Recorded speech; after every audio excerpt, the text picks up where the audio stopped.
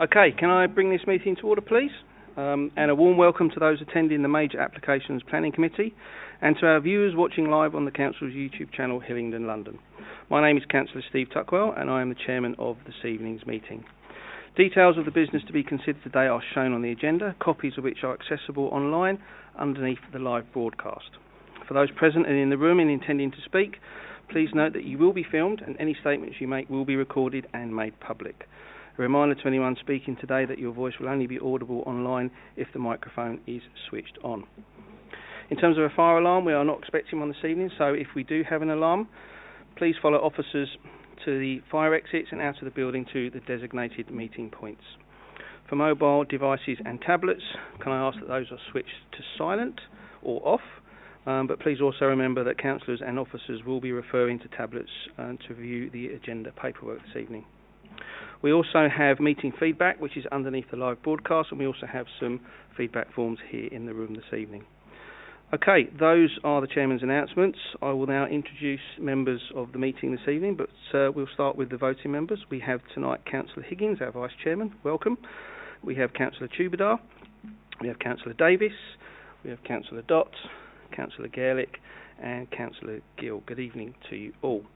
We're also supported by officers this evening, and we have our Major and Strategic Planning Applications Manager, Mandip Maholcha. We have Michael Brigginshaw, our Principal Planning Officer this evening. We have Chris Brady, another Principal Planning Officer.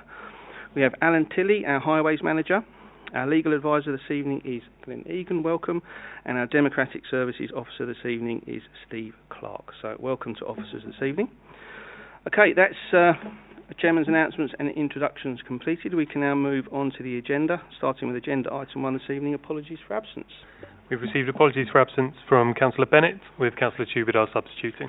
Okay, and can I place on record the committee's thanks for your stepping in this evening, Councillor Tuckwell. You're very welcome. Thank you.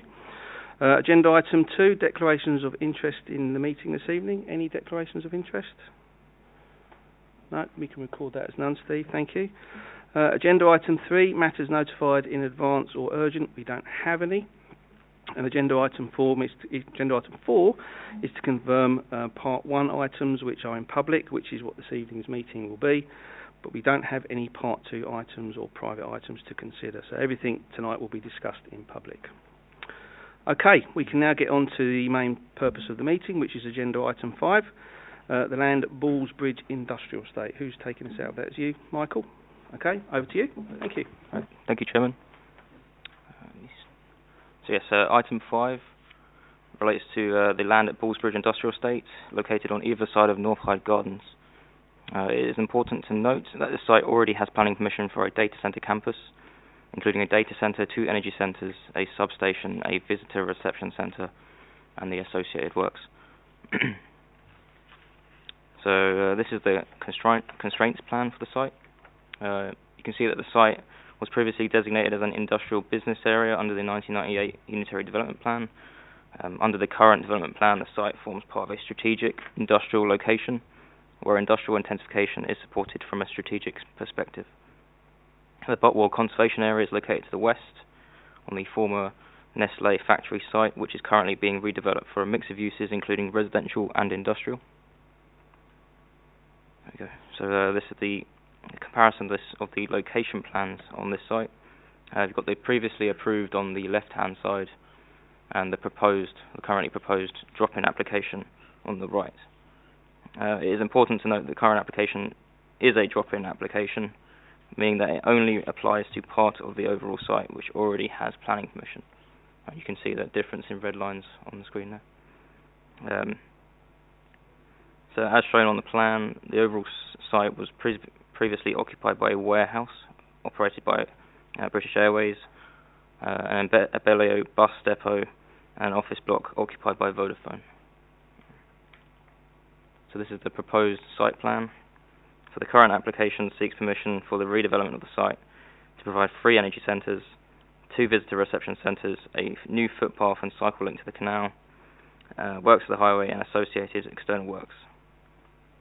Again, this is a proposed site plan comparison with the approved on the left and the proposed on the right.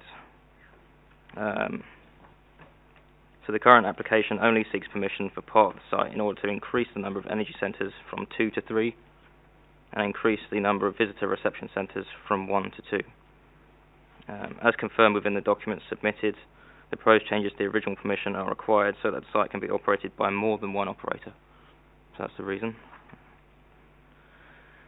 So this is an extract of the proposed site plan, which shows the proposed canal access ramp. Previously, the access ramp was proposed to be located on the west side of Northwood Gardens Bridge. Following further discussions with the Canal River Trust post-decision, the applicant has returned with a proposal to enhance the existing canal access ramp on the east side of the bridge. Let me just turn the page.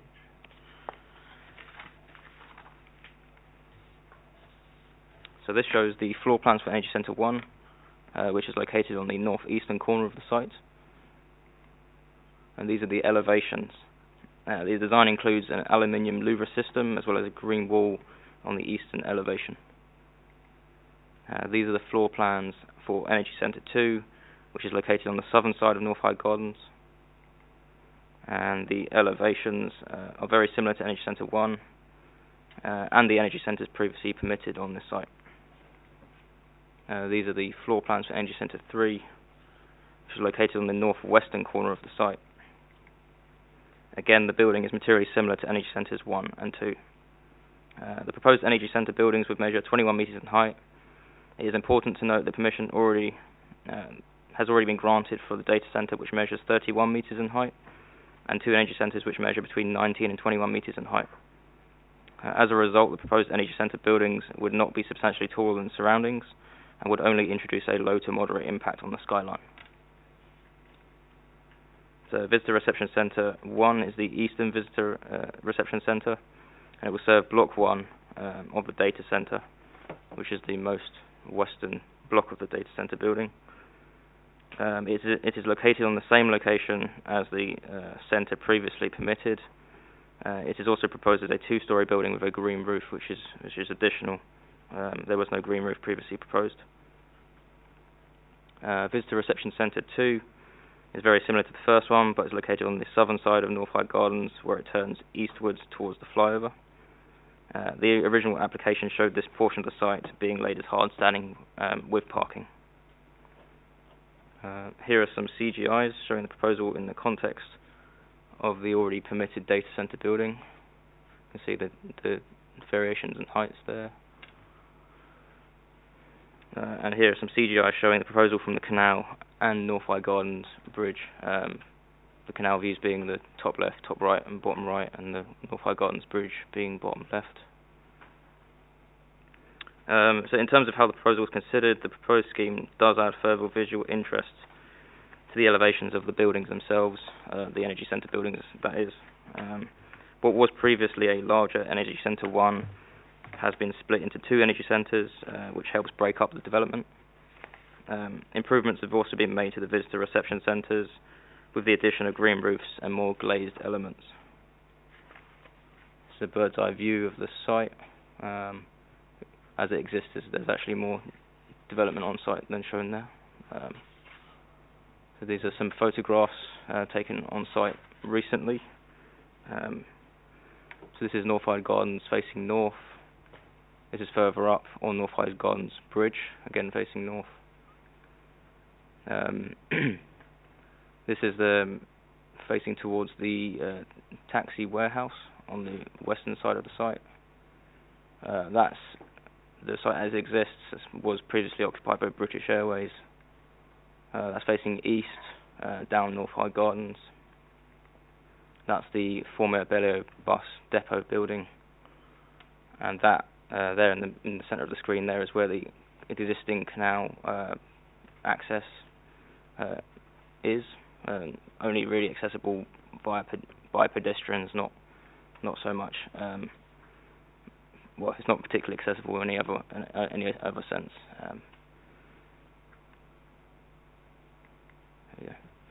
Again, another view of the former Abellio bus depot building, and in the background there, behind that container, you can see the existing substation that has permission and has been built.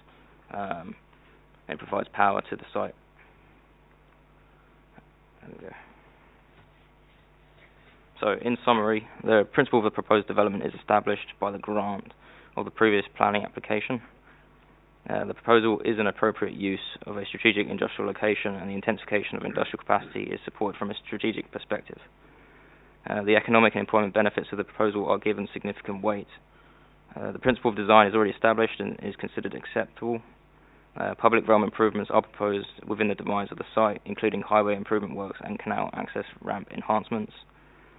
A Section 106 legal agreement is proposed to ensure that all obligations secured under the original permission are fulfilled.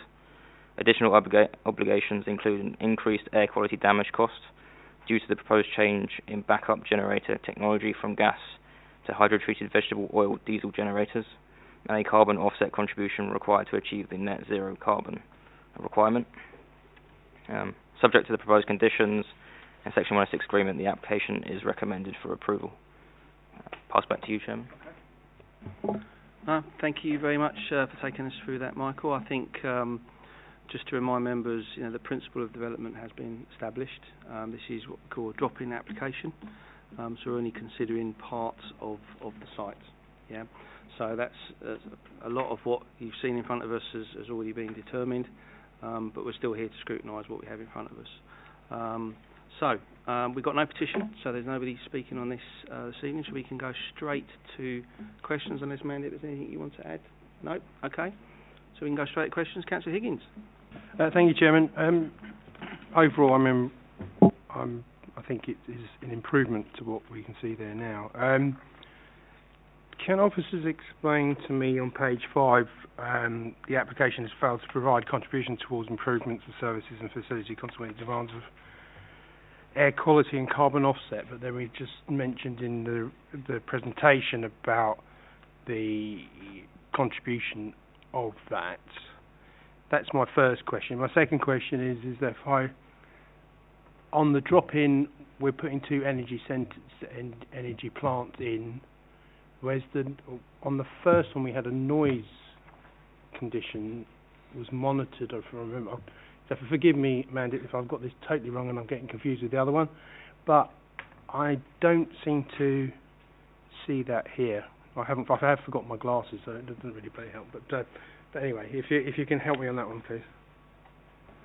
Okay, just to paraphrase what you've asked for, Councillor, is the wording on page 5. I think what you're saying there is what happens if that doesn't materialise. I think that's what you're saying. And the other one is you believe there was a noise condition on the previous application, but you can't see one on this. So, Michael or Mandy, do you want to pick those points up? Yeah, that's fine. Thank you, Councillor Higgins. Now, if the application is, if the legal agreement is not signed, we will then be given delegated authority to refuse the application for that reason set out on page 5. But that's only if the legal agreement isn't signed. There is a noise condition, it's number 19, so it's an operational plant noise control. There are 2, I'm told, and number 20. Thank you, Michael. So they are there to control generator noise as well as the operational noise of the data halls. If you have a follow-up. Yeah, Mark, comes through you, Chairman. On one of the other proposals, we were going to monitor it. Is this still doing that? So that if you remember on the other data centre, there was going to be a noise when they turn it on to check the facilities are running correctly, or there was a turn-off thing on the other one. I just want to make sure, does that cover that in these 2?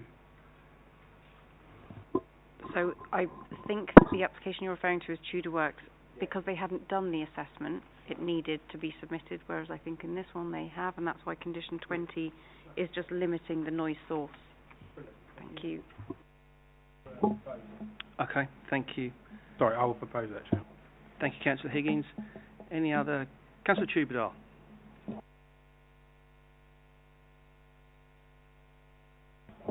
Sorry. Okay. I would like to second that. Okay, got that. Thank you, Councillor Tukwell.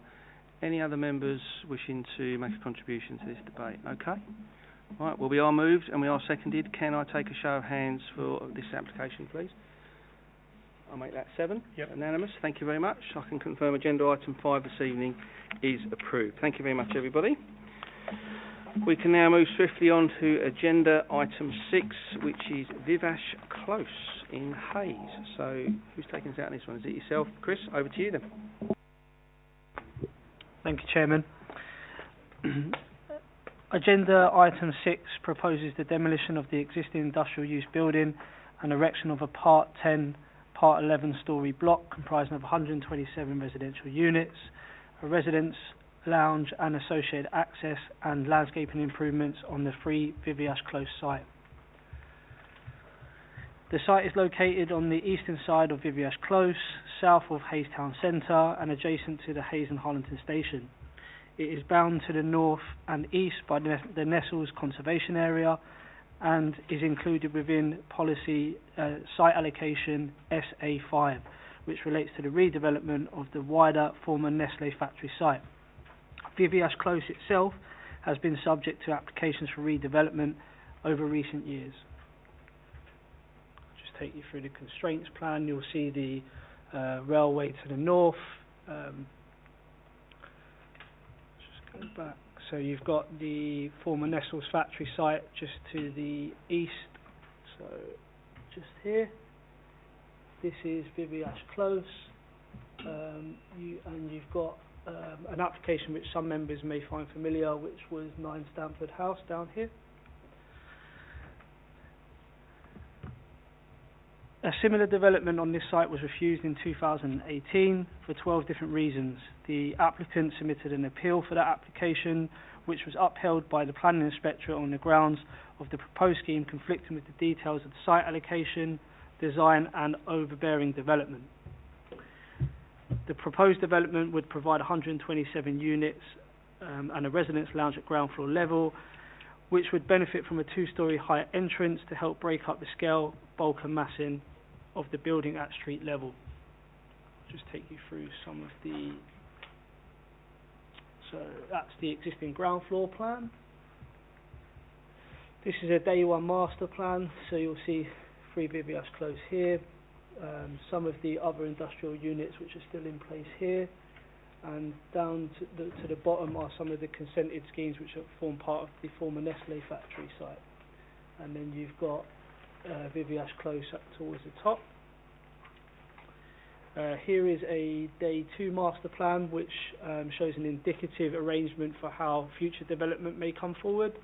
This is indicative, so some of these are not consented. But we've got a master plan just to show you how the rest of the area may be redeveloped. So here you'll see the 4 Viveash Close, this Squirrels Trading, 3 Viveash, which is the application site here, and then you've got Stanford House, and I believe this is number 7 Viveash Close up here. So you've got Viveash Close which runs along the top again. Here we've got the ground floor plan.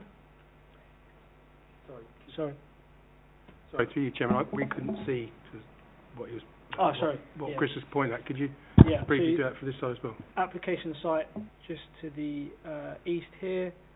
You've got number 4 Viveash Close just next to it. The Green Superhighway through the middle. Squirrels Trading. 9 Stanford House, and then 7 just above it. And then you'll notice Viveash Close running across the top. So just to reiterate, that is an indicative plan and not an approved plan. So this is the ground floor plan proposed. Proposed first floor plan. 2nd to 7th floor plan. 8th and 9th floor plan. 10th floor plan, roof plan, and then we've got some elevations. I'll just take you to the CGI which shows the front. You might not be able to see, but if I can just point at ground floor level, you will note the 2-storey entrance. This is the view from the railway station, which you saw in the location plan to the north. So that's what people will be seeing when they stand trackside. and this is the an elevation of the refused application which was on this site. Given the site's location within a short walking distance to Hayes and Harlington Station and local bus stops, the car-free nature of the development is supported. Whilst concerns have been raised regarding the potential impact of the development could have on neighbouring developments in terms of daylight and sunlight, the level of impact concluded within the submitted daylight and sunlight assessment states that it is not unusual within more urban areas which are subject to more wide-scale redevelopment. It should be noted that the applicant has set out justification for why the development should be considered acceptable in light of the daylight and sunlight concerns. The most prominent benefit put forward is the affordable housing offer of 35%, on-site provision with a policy-compliant tenure mix. A landscaping scheme is proposed at ground floor and rooftop level, as well as private amenity space being provided through private balconies and terraces. A financial contribution has been agreed to offset the shortfall in on-site provision. The proposed development is considered to be a suitable use of the site.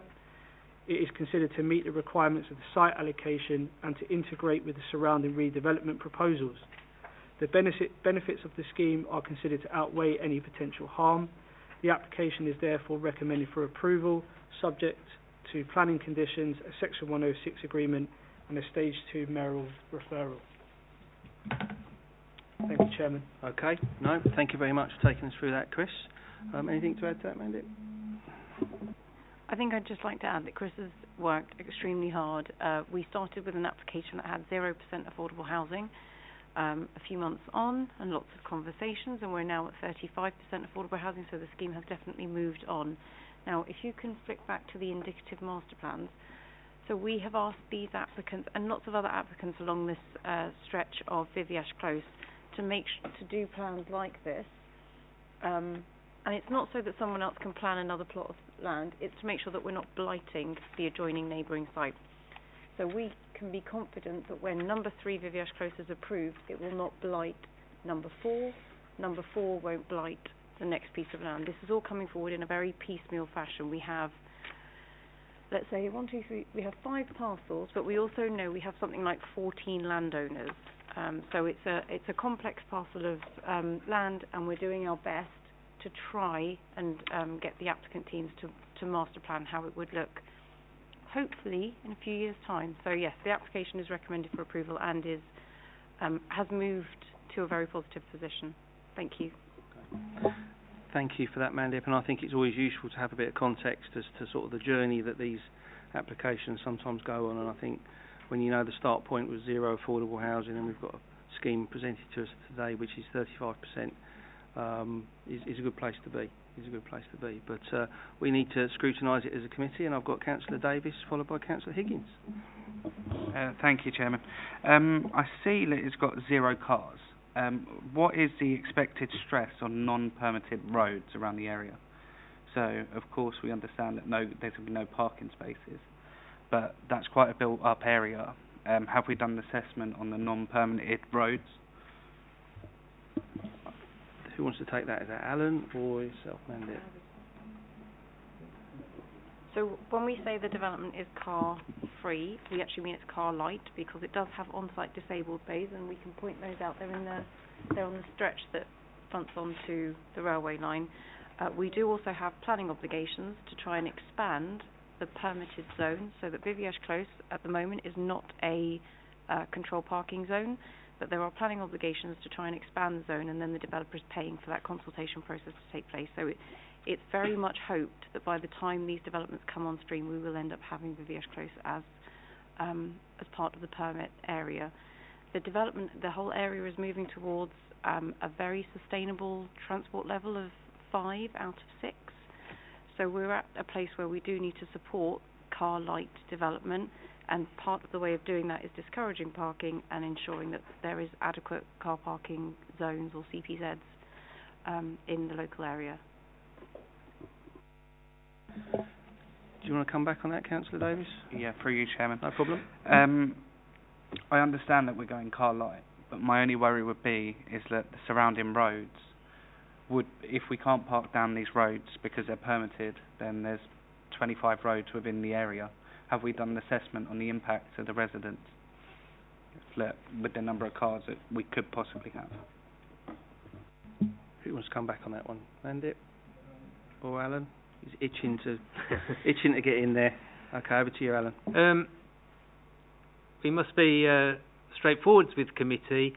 Parking stress surveys have not been undertaken as part of this application, but parking surveys across Haves has previously been undertaken. But what this application is offering is good local access to shops, services, facilities, public transport links in Hayes Town Centre, including the Elizabeth Line, access to the Grand Union Canal. We're taking contributions from the developer to enhance the public transport offer, with the intention that we believe that with a mix of restraints on car parking through car parking permit restrictions, through enhancements to the opportunities for transport by alternative means, the incidence of car parking displacement leading to parking stress will not take place. Okay, there you go, on public record. And I think this committee, not necessarily all members, but this committee has dealt with applications in and around this area where it's had virtually no parking as well, for the very same reasons that Alan's just outlined there. So, okay, right, so who have we got next? Councillor Higgins. Thank you, Chairman. I think well done. That's what I'll say to officers. It's a good package. Loads of money, yeah. But on page 82, at point 6, it looks like it's minus 196 and minus 80, and I'm hoping that isn't the case. It is actually a plus, and it's just a typo. Okay, it's a bullet point. Okay, it's a very bad bullet point because it looks like a minus. A bullet point usually is 0, so that'd be great. And I've got 2 other points.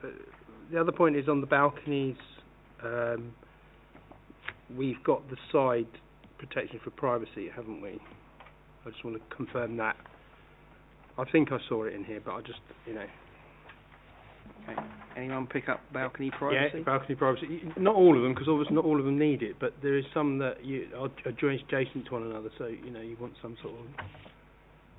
On that CGI, I could be totally wrong and it's just CGI.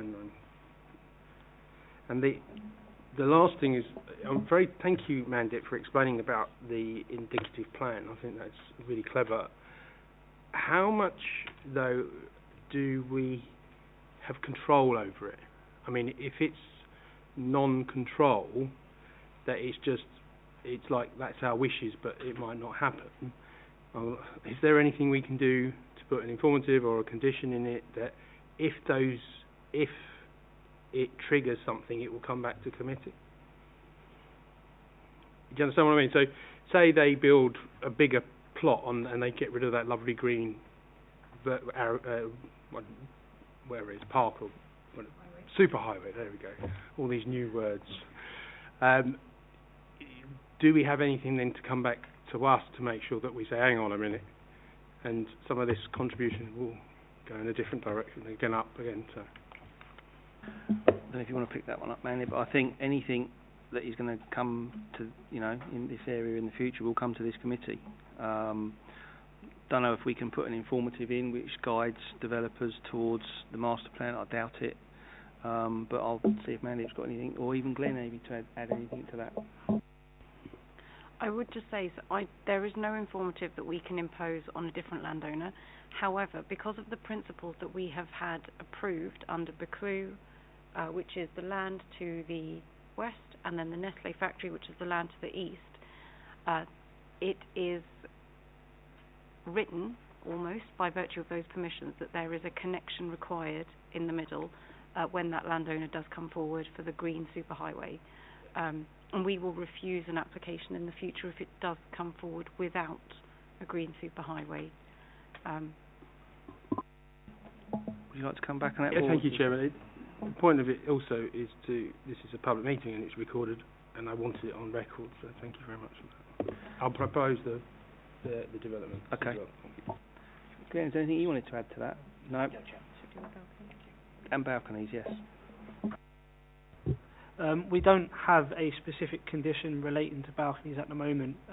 The floor plans indicate that it would be segregated, but I don't know whether we can get delegated authority to look at a condition. Add it to condition 7. Okay, yeah, we can reword condition 7 to include some very well-made points, and that's very good even if you haven't got your glasses. You're doing really well. I can see you. Okay, right, thank you for that. I've got Councillor Dott, followed by Councillor Davis. Thank you, Chair. First, I'd like to draw your attention on the page 80. There's a very minor typing error. It should be 127 flats instead of 128. Yeah. And I have a question about financial contribution towards child play space. Do we have a figure how much Londonmore of Hillingdon contribute towards the play space? Okay. So there's a question around child play space contribution. It's in the heads of terms, I believe. So the child play space contribution is based on a formula that's in the planning obligations SPD document from 2014, and it's based on the number of children and the number of adults a development would yield. Oh. And then it populates through the formula a sum of money that we will put towards local open play in the vicinity of the site. So we have Cranford Park, which has projects which are ongoing that we want to try and fund, and if it's not Cranford Park, it would be Pinkwell Park, I think, locally. So yes, it is all it's all formulaic, and it is based on data and evidence. Does that address your points? I have another question Okay. for your Chair. If you want to follow it up, then I've got Councillor Gill. Not the follow, different question. Okay, yeah, go for it. Yeah. One of the concerns raised by the neighbouring residents about impact on existing business owners. What could be the negative or positive impacts on the existing businesses? You can pick that one up, please, Chris. Yeah. Well, the fact that the site falls within a site allocation, we would expect that the principle of residential development being acceptable whilst business in other units was ongoing. In terms of the agent of change principles, I believe on Stanford House the application was initially refused, but when that application went to appeal, the appeal inspector did not uphold the reason for refusal relating to agent of change, which is around noise and other forms of impact where you've got commercial uses or industrial uses within the site allocation and residential uses quite close. Does that pick up your points, yeah? Okay, I did have Councillor Davis followed by Councillor Gill. So, Councillor Davis? The only bit I've got is I've looked in the management plan. I can't see anything about the access to the train station car park. How are we going to manage to keep that open during the building? So you've got, that's the main route into Hay Station car park, I believe. Okay. Interesting question around access to the station car park. That is a really good point. So the application site, you're right, it doesn't include the vehicular entrance, so I think the construction management plan would probably be the point that we would assess that, but we can add a specific point into the construction management plan to ensure that the access into the car park is maintained. Just trying to find the construction management plan condition, but I can't. And then I'll tell you which... Sorry, Alan. I can confirm it is there, Mandy. It is there, yeah, definitely. We just need to tweak it a bit, don't we? So Thank you, Chairman. Okay. Thank you. Thank you. Councillor Gill. Thank you, Chair. Just on the affordable housing, I'm pleased to hear that it's been agreed at 35%. Is there a set proportion of how many of the 1, 2 and 3 beds will be in that agreement, or could it be any of the 3? Okay. Okay, to pick up that point, Chris? We can give you the specifics, but it's a policy compliant tenure mix. If you want the specifics, I can give those to you now. Yep. Bear with me one moment. So So we've managed to achieve the 70-30 split in terms of the tenure, so shared ownership and social rented accommodation. This development has a greater proportion of 3-bed homes than we usually achieve. So we've probably had dialogue with the housing officer to understand what the needs are in the local area, so that we've been able to secure a mix of 1s, 2s and 3s. Yeah, so a total of 7 1-beds, 23 2-beds and 14 3-beds. Thank you. Okay, thank you. Councillor Gill, is that okay? And I think it's nice to see 25% family homes. It's normally a bit lower than that. I'm sure we'd all like it to be a bit higher, but it is north of what we would normally have in front of us. Councillor Davis. After listening to everything, Chair, I'd be happy to second this. Okay, thank you. Any other questions from members? No? Okay. Right, well, before we get to the key bit, which is the vote, we just want to make sure we know what we're voting on. So we have had a couple of changes suggested that we're going to include in conditions. So it's the, I think it's condition 7, was it? Right. Condition 7, we're going to amend, or we're going to tweak it to include some wording around balconies, privacy. We'll delegate that to officers to do on our behalf.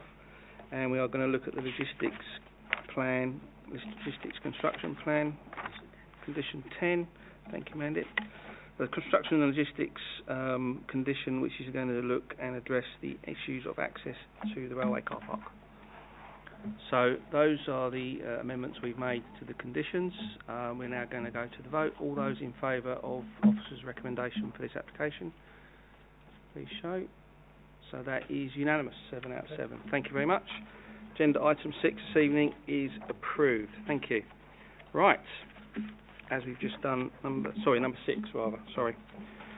Agenda item 7 we can move on to now, which is Gethceln House. Did I say that right? Gethceln House. Okay. We've had this application in front of us before, in front of Majors, so are you taking this out on this one, Michael? Okay, over to you. Good. Thank you, Chairman. Just before I start, so members are advised that there is an addendum on this item, which recommends that a fire statement is secured by planning condition. Right. So the location plan. So the application site comprises a small plot of land occupied by a largely complete 11-metre tall industrial unit, which has already been granted planning permission in March 2021. To the north of the site, to the north, south and west are industrial uses, including a crossrail depot and the main railway line to the south. Dawley Road bounds the site to the east, beyond which is a former public house and a row of terraced houses. So the site is a former industrial business area. Again, today the site falls within the strategic industrial location and is located to the west of the Botwell-Thorne EMI conservation area and the locally listed buildings located within its western quarter, shown in the bottom right of the plan there. This is more zoomed in. So the site was previously occupied by a single-storey workshops and structures, including Gethceln House, a detached 2-storey former house, which is now proposed to be retained as office space. So the proposal comprises the erection of a 11-metre tall building comprising 3 industrial units for a flexible industrial use. The 3 proposed units will be laid out parallel to each other within the building, with the main space at ground floor level and parking to the front. So this is a comparison of the ground floor plans, the approved again on the left and the proposed on the right. So there is no change at ground floor to the floor space compared to the previous permission, but there is a slight change to the internal layout. Again, so the proposed first floor plan here. In addition to the ground floor space, a slightly smaller space is proposed to be provided at first floor mezzanine level. Just turn the page here. So a comparison with the previous approval, the approved on the left again and the proposed on the right. This is where the difference is, with 150 square metres less floor space being proposed as part of the current application, at the mezzanine level specifically. Proposed roof plan. So the roof plan remains unchanged from a previous application, with solar panels proposed at roof level. The proposed building is a commercial and industrial appearance, consistent with its surroundings as part of the strategic industrial location. The scale, mass and bulk are the same as the previous permission granted on this site. As can be seen here, the only visible difference from Dawley Road is the retention of Gethceln House, and it would be retained as an office building specifically, although it appears more residential in character. Again, this shows that the scale of the building is the same as previously approved. Some sections. As an industrial unit, you've got internal floor-to-ceiling heights, which tend to be taller than residential uses. Such there is only 2 internal stories, but the external scale is more similar to 3 stories in height. The parking would be provided to the front of the proposed building, laid out around the edges of the site with 17 spaces. Of the 17 spaces, 2 would be designated disabled parking bays, and 4 would be provided with active electric vehicle charging points, with the remainder fitted out with passive provision. The current application proposes a single vehicular access from Dawley Road.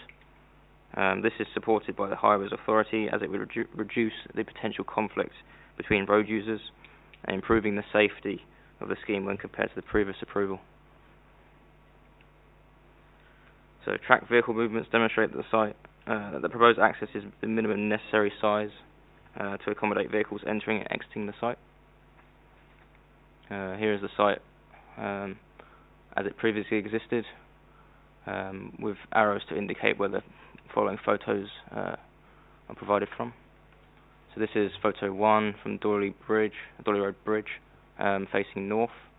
You can see the Crossrail site to the left of the picture there. This is photo 2 from Dawley Road, facing northwest. You can see the built-out unit to the left there, and the Gethceln House retained at the front. There's another angle facing southwest, focusing on the Gethceln House there, facing south up Dawley Road, and then some pictures within the courtyard as well, facing south and facing north. Right. So in summary, the principle of the proposed development is established by the grant of previous planning permissions. The changes to the scheme do not raise any planning policy conflicts. The proposal is considered acceptable and is recommended for approval, subject to conditions and a Section 106 agreement to secure a carbon offset contribution, travel plan and the associated project management and monitoring fees. I pass back to you, Chairman. No, thank you for that, Michael. Took us through that well. Covered off a lot of information there. Again, second item of the evening where we've had planning has been the principle of planning has been set, and I remember this one coming before this committee last year sometime. So again, no petition items, no speakers. So I've got Councillor Higgins followed by Councillor Davis. Thank you, Chairman. Again, well done, because everything I was going to ask is there from before, which is nice to see. So I don't really have any real issues with it. You've done the movement of the vehicles. You've still got the solar panels. I think we've covered everything. I mean, that is everything from last time, basically, isn't it? Did you want to come in, Mandit? I think there's an argument to say that this one is actually better Yeah, from Highways' perspective. Yeah. So yes, this is definitely a good news story, because we also get extra employment land retained. Which is brilliant, because we've taken it away from the previous one. Now we've put something back. So I would like to propose this. Thank you. Okay. Thank you. Councillor Davis. Thank you, Chairman. Has there been a highway assessment of the pavement outside the road? Because I'd be worried about pedestrians here. That side of the road that unit's on, the pavement is quite narrow, and I didn't see any crossing points as well for anyone travelling by foot. Just settled my mind, that was all. Okay. No. Alan, do you want to pick up the width of pavements and some concern about crossing over that very wide access point. Thank you, Chairman. The vehicle access into the site would be subject to construction to the standards of the council's commercial vehicle crossover standards. So that would be sufficient standard to for the purposes it would be used. The footway in front of the development, I accept that this development would be an opportunity to have a look at those.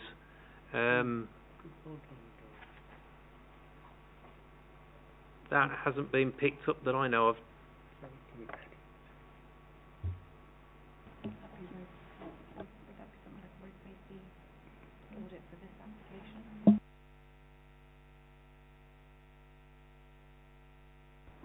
Are we suggesting something akin to a road safety audit or a healthy streets assessment if we were to impose a condition seeking betterment, I guess, of the public footpath? Thank you, Chairman. It could be something that comes as part of a travel plan.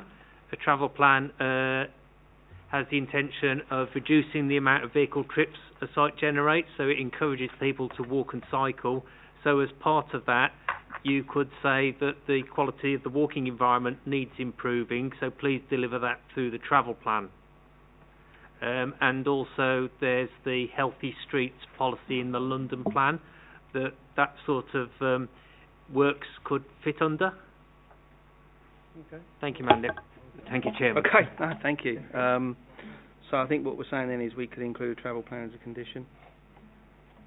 We do have a head of term that we can update for the travel plan. Okay, so we'll just update the head of term rather than impose a condition. Okay. Any follow-up there, Councillor Davis? No. And I think on the drawing you can see there's some tactile paving, is that right? Is that what those are indicating? Yeah, that's right. Okay. Right, where are we going next? So I've got Councillor Dotts followed by Councillor Gill. Thank you, Chair. To me, it's a very straightforward, self-explanatory, well-written report. I'm happy to propose the second recommendation. No, thank you, Councillor Dotts. Councillor Gill. Thank you, Chair. Just a couple from me. Just adding on to Councillor Davis there. The footpath there is quite narrow. I walk there quite regularly, and there is a blind spot issue as well. When you're crossing the entrance, sometimes vehicles don't see pedestrians walking out, so there's a potential issue there. And the second question was the electrical charging points. Will they be for public use, or will they be private use? That's all from me. Okay. I think I can pick up the first point you raised there. I think we'll cover off any concerns around pedestrian safety as part of the travel plan in the head's term. Vehicle access, electric vehicles, I'm not sure it'll be public access, but if we can just confirm that for Councillor Gill. Thank you, Chairman. The electric vehicle charging points would be for visitors, members of staff to use. And if I could just add, we have got mention in the report about protecting pedestrian sight lines. So 2.4 metres to the side, 2.4 metres back, nothing permitted above 0.6 metres high, so somebody waiting to pull out onto Dawley Road can see either side. Thank you, Chairman. Okay, thank you. Thank you for picking that up. Thank you, Councillor Hill. Councillor Gaelic. Yes, just wanted to make sure that there's inside that area there's enough room for vehicles of different lengths to turn around, so when they are leaving the facility they are facing the road, not reversing onto the road. Very good point, actually. I think I'm going to come to Alan. Is it swept plan analysis? So it's in the plan pack, but maybe you want to talk us through that to give Councillor Gaelic some. Thank you, Chairman. Yes, the applicant has provided swept path drawings, and they show that vehicles can manoeuvre and turn and leave the site in a forward gear. Thank you, Chairman. No, thank you. Any follow-up to that? No? Okay. Right. Some good debate there. I enjoyed that. We are moved and we are seconded, but we have some points to pick up before we go to the vote. So we are, as part of the addendum, we're going to add a fire condition. and we are also going to amend the heads of terms to beef up the travel plan to address the concerns around pedestrian safety on that front footpath. So on that basis, I can ask for a show of hands in favour of this application as per officer's recommendation. So again, that's 7 out of 7, including myself. Thank you very much. Agenda item 7 is approved this evening. Okay, right, this brings us to the last item this evening, agenda item 8, which is the Harefield Academy. So who's leading out for this one? Is it Michael? Over to you. Thanks, Chairman. So members are advised that there is an addendum on this item which amends the wording of a number of conditions as required by the Greater London Authority. Following dialogue with Transport for London earlier today and yesterday, the following changes are also requested as verbal updates to this agenda item. So condition number 8 is to be updated to include 5 additional cycle spaces for students and to secure a wayfinding strategy which would essentially signpost site visitors entering and exiting the site. Condition 16 is also to be amended to include cycle management and maintenance details. And a new condition is required to provide a road safety audit of the new vehicular access point. Right. So the site forms part of Harefield Academy, a secondary school and sixth form located in Harefield. More specifically, the site comprises a vacant and decommissioned residential school building. The site is located to the west of Northwood Road and is currently accessed from the southwest via Northwood Way. So here's the constraints plan for the site, which shows that the site forms part of designated greenbelt land, as shown in green there. So this is the existing location plan, and this is particularly useful in showing the application site within the context of the overall school site, which extends a notable distance to the northwest. So the application site is shown in red, and the overall site is shown in a blue outline there. So this is the site comprising the residential school building, 3 tennis courts, soft landscaping, hard standing, and a car park to the west, which is at the bottom of that plan there. This is the existing ground floor plan, first floor plan, second floor plan, and roof plan. This is the northwest and southwest elevations as they exist, and the northeast and southeast elevations again as they exist. So this application seeks permission for the change of use of the residential school to a special education needs and disabilities school, alongside a 2-storey extension to provide additional teaching space, a construction of a multi-use games area, play area, new vehicular access, and associated works. Usefully, this plan shows the proposal within the context of the entire site, with the extension located on the southern boundary, highlighted in orange on the plan, which is to the far right of that plan there. This shows the proposed site in more detail. So it is proposed that the site is accessed from Northwood Way to the south, with vehicles travelling through the existing car park, through the gates, dropping off students adjacent to the new extension, and leaving the site via the new vehicular access on Northwood Road. The Muga, or the multi-use games area, and play area are proposed to the northeast of the building, and the majority of staff car parking is proposed to the eastern corner. So this shows the proposed ground floor plan, with new teaching space highlighted in orange. Aside from classrooms, the floor is proposed to be used for office space, ancillary office space to the school use, dining space, a kitchen, a fitness room, changing rooms, and an independent living teaching space. This is the proposed first floor plan, which has more classrooms.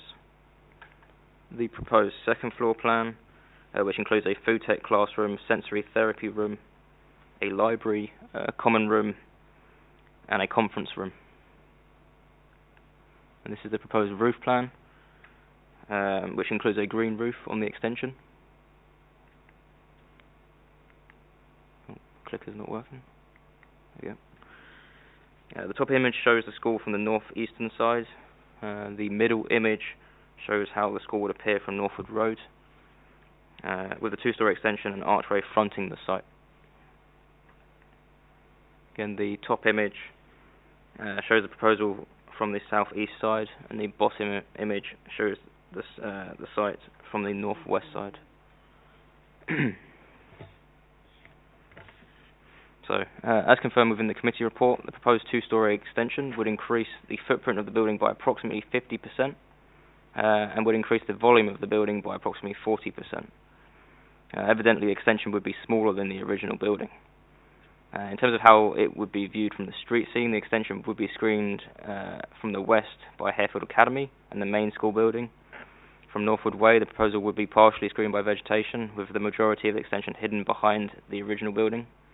From Roundwood House, which is to the north, there is substantial vegetation, which would screen the extension again. The extension could be viewed from Northwood Road and Ash Grove to the southeast, but it would sit within the silhouette of the main building, and as such, its impact is not considered to be significant. Overall, the proposal is considered to be proportionate to the original building, without detriment to the openness of the greenbelt. The proposal is therefore considered to be appropriate development. So here's the landscape plan showing the proposed site more generally, and the tree retention removal plan. So more specifically, the proposal requires the removal of 38 B and C grade trees, a number of which are collapsing, to facilitate the extension and visibility displays for the vehicular access. To mitigate this, a total of 49 trees are proposed to be planted within the site post-construction. It is worth highlighting the comparison between the site as it exists and as proposed. Significant planting and soft landscaping is proposed, contributing in good faith to the urban greening agenda as required by planning policy. Again, a bird's eye view of the site as it exists, and some photos of the site. So this is the front of the site, or the front of the residential school building as it exists. This one's taken from the east side facing west. This one's within the rear courtyard area. And that's from the north side of the building, facing south. So this is on Northwood Road facing northwards, and you can see the dense vegetation screening there. This is from Ash Grove facing west, so you can see the school building in the background there. That's the silhouette that the extension would sit within. So again, another image, essentially the same position but slightly different angle. That's again Northwood Road but facing south this time. Further down the road, again another image showing dense vegetation screening, which we were keen to retain as much of as possible. Further down, including the pedestrian crossing there, that's Northwood Way, the connection between Northwood Road and Northwood Way. Again, this is further down Northwood Road, showing how the site would be perceived. This is the existing vehicular access from Northwood Way, and again we can see how much of the building that could be seen from this position. The extension would be sited to the right of that image. This is the existing pedestrian access from Northwood Way. Again, the common theme being a lot of screening on site. And this is further away, again, from the Northwood Way green space facing north, with the residential school building in the background there. That's the end of the presentation. Yeah. So in summary, the proposed school will contribute a much needed SEND school places and is supported in principle. Following an assessment of the development, the proposal is also considered to be appropriate development within the greenbelt, without detriment to the street scene and sensitive to neighbour amenity. The development is considered acceptable with regard to its impact on the local highway network and air quality. Planning obligations are proposed to be secured via Section 106 legal agreement, including carbon offset contributions, travel plan, a Section 278 agreement for the new vehicular access. Subject to planning conditions, a Section 106 agreement, and a Stage 2 referral to the GLA. The application is recommended for approval. I pass back to you, Chairman. Okay. Thank you very much for that, Michael. All got hands coming up all over the place here, so obviously, but I think it's well presented. So thank you for doing that. I just want to draw members' attention to the verbal update that you gave. I don't know if members might want to just get a refresh of that before we go to the vote.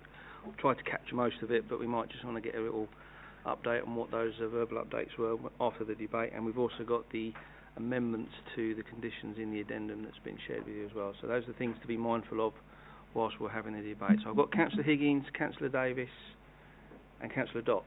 I knew you'd have your hand up somewhere, so we'll go in that order. Councillor Higgins. Thank you, Chairman. So the first thing is that obviously it's part of Meadow High School, so the signage on that is where, on the gate, or is it going to be, because obviously residents regard that as Harefield Academy. So people might, I don't know, maybe I'm just being thinking about it. I'm not so sure about changing the name. I thought it'd be part of Harefield Academy rather than part of Meadow School. But anyway, that's above my pay grade, so I won't even go there. The things I got is that Northwood Road gets very busy, especially during school time. One of the photos showed there's a bus stop there. I'm just a bit concerned of the cars coming out after dropping off the children, because it is a very narrow and there's a lot of flow of traffic in the morning. I'm just concerned that is there enough visibility? There's not going to be any walkway on that side of vehicle access onto Northwood Way, so there shouldn't be children trying to walk across there. So just want to make sure that that's picked up, and there's a telephone pole there. I don't know how that's affecting vision coming out of the car park. Okay. Concerns about Northwood Road, Alan? Yes, thank you very much, Chairman. We have looked at the sight lines for vehicles exiting the proposed new access, and the Manufacture Streets requirement is 43 metres, and a sight line is offered of 87 metres, so we're confident that that requirement is more than met. Thank you, Chairman. Okay, nearly double, I think, what you said there. Councillor Higgins, you? Yeah, there's a lot of greenery there which grows. Yeah. And that's what I'm mindful of, because in a year's time that sight line will be, it's lovely when it's opened and everybody can see, but then through the later on, I'm just thinking, but anyway, that's just my concern, and that's all I have to say. I think it's something we might be able to weave into one of the conditions. Yeah, there's a road safety audit on the verbal those update. trees are there as well, as you can see, and you know, I know how busy it is. I've ward council there for 20 years, so and lots of complaints on that road, speeding as well, which is another issue. And when the school is empty, the kids are absolutely everywhere. Yeah. So you know, it's something that really needs to be looked at. Okay. Thank you very much. I've got Councillor Davis, followed by Councillor Dotts. Thank you, Chairman. I've got two questions. One on the construction management plan. There's nothing about road cleaning, so I would expect there to be a lot of soil and the road to be quite dirty. Is there any way we can add that in there, so a regular road cleaning? Yeah, I think it's specifically referencing, making sure the roads are kept nice and clean during construction. Is that something we can do? Yeah? I think that was a yes, I think. Thank you. And I've got one more question. So that's good. I've got one more question, Chairman. So this is going to be a special needs school. I know for a fact that Meadow has a large number of special needs transport buses. What sort of assessment have we taken with the special needs transport attending this site here as well? Because I'd be really concerned if we've got parents and the unloading and loading of minibuses in this site. So have we done an assessment on the extra traffic on top of what we've already got? Yeah, no, it's a good question. That's the dropping off of minibuses and the like. So do you want to pick that one up, Alan? Yes, thank you very much, Chairman. As part of the transport assessment provided by the applicant, they provided the results of travel surveys undertaken at Meadow High School, and that reported that 90 pupils would arrive by minibus, followed by parents drop off and pick up, which would be 37 trips in the morning and PM periods. 35 out of 45 staff drove to the school. So we have to look at Meadow High School and expect that the same proportions of mode split will transfer across to Northwood Hills. Harefield Academy. Harefield Academy, I was looking at the road name. Okay, I think we've also got condition 18, which is a drop-off and collection condition as well. I don't know if there's anything we need to add to that, but are you okay with what you've just heard? Yeah, thank you, Chairman. Okay, thank you, Councillor. Councillor Dott. Thank you, Chairman. My question is on the operational hours. What are the proposed construction working hours? I couldn't find in the report. Maybe I overlooked. I apologize. So I just wanted to know, are the construction working hours during the school time? Just looking at condition 4, and it does reference hours of work, but doesn't say what they are. So is that something we need to include? Are you raising concern about the hours of construction being during the school hours? Yeah, my concern is, are there any arrangements for student safety, because that's going to be construction site? It is normally covered by the Code of Construction and Considerate Practice, so they have operational hours, but I guess there is a point of considering the noise and the harm to the students, so we could add that as an additional point to consider as part of the document that we receive. So condition number 4 would be the construction management plan, and we'd ask them to take into account undue or unnecessary noise during school hours. We can't say that they can't work during school hours, otherwise they would never build the extension, but we can ask them to be considerate of school times, if that would help. You okay with that, Councillor? Yep, okay, good. Councillor Tubadar. Thank you, Mr. Chairman. I would like to propose the officer's recommendation for approval with the conditions proposed by the councillors. Okay, thank you. I will do a summary of what those conditions are, just so that before we do a show of hands. But okay, any other speakers? Right, Councillor Davis. I'd be happy to second this as well. I know building on Greenbelt isn't the best thing, but it's definitely needed within the borough. So I think there's a definite need, so I'd be happy to second that. Thank you, Chairman. Okay, thank you. Right, we are moved and we are seconded, but before we get to the bit where we put our hands up, or not, as the case may be, we're just going to do a summary of where we are with the verbal conditions and the ones that we've just talked about, plus we've got the conditions in the addendum. So that's what we will be voting on. Amanda? So just to summarise, we have the published addendum in front of you, and the verbal updates include condition 8 is to be updated to include 5 additional student cycle spaces and wording to secure a wayfinding strategy. Condition 16 is to be amended to include a cycle management and maintenance regime as well as car parking.